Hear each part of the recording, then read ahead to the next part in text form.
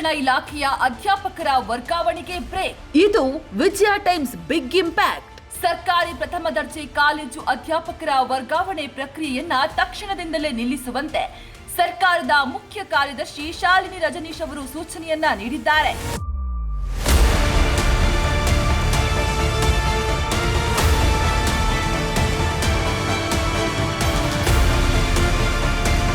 High court ಆದೇಶವನ್ನ ಉಲ್ಲಂಘಿಸಿ ವರ್ಗಾವಣೆ ಪ್ರಕ್ರಿಯೆ ನಡೆಯುತ್ತಿರುವ ಕುರಿತು ವಿಜಯ ಟೈಮ್ಸ್ ಸುದ್ದಿ ಪ್ರಸಾರ ಮಾಡಿತ್ತು.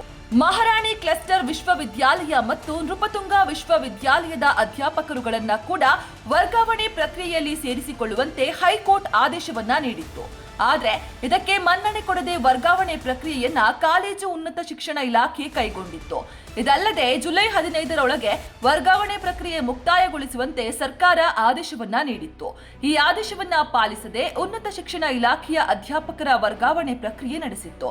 ಈ ಕಾರಣದಿಂದ ತಕ್ಷಣವೇ ವರ್ಗಾವಣೆ ಪ್ರಕ್ರಿಯೆ ನಿಲ್ಲಿಸುವಂತೆ ಕಾಲೇಜು ಮತ್ತು ತಾಂತ್ರಿಕ ಶಿಕ್ಷಣ ಇಲಾಖೆಯ ಕಾರ್ಯದರ್ಶಿ ಶ್ರೀಮತಿ ತುಳಸಿ ಮದ್ದಿನೇನಿ ಅವರಿಗೆ ಸೂಚನೆಯನ್ನ ನೀಡಲಾಗಿದೆ. ವರ್ಗಾವಣೆ ಪ್ರಕ್ರಿಯೆಯನ್ನ ನಿಲ್ಲಿಸುವಂತೆ ಕರ್ನಾಟಕ ರಾಜ್ಯ ಸರ್ಕಾರಿ ಪ್ರಥಮ ದರ್ಜೆ ಕಾಲೇಜು SC ST ಸಂಘ ಕೂಡ ಮುಖ್ಯ ಕಾರ್ಯದರ್ಶಿಯವರಿಗೆ ಮನವಿಯನ್ನ ಸಲ್ಲಿಸಿತ್ತು.